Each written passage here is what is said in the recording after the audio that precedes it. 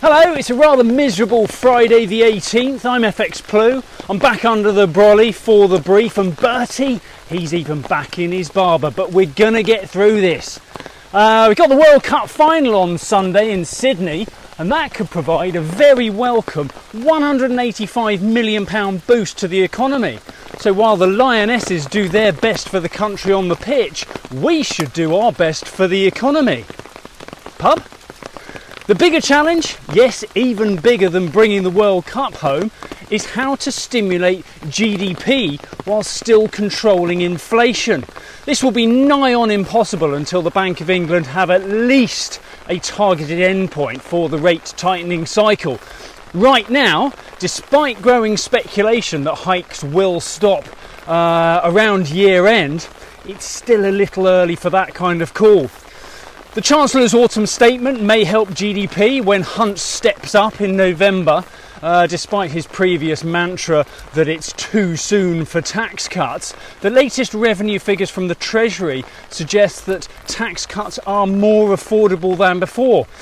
Employment numbers, higher salaries and the freezing of national insurance thresholds have all provided the Treasury with a little bit more than expected.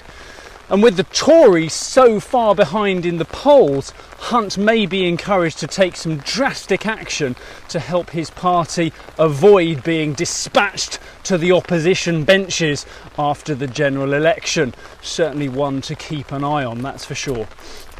Over in the US, the Fed will host the annual economic symposium at Jackson Hole next week. The event will be dominated by chat about monetary policy and the 2024 outlook for global growth and for the US economy.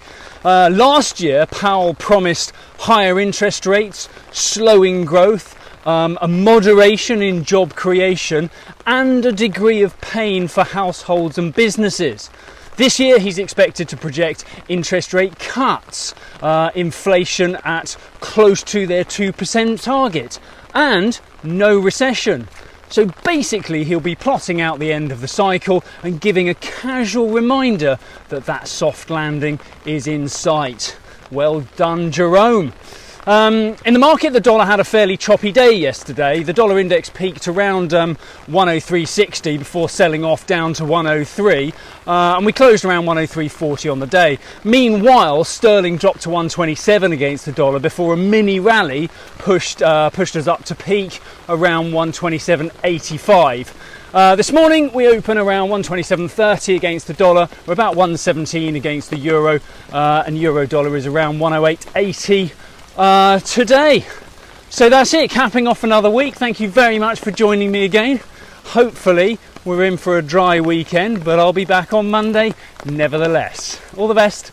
If you do not have a clue, then just tweet through and ask FxPlew.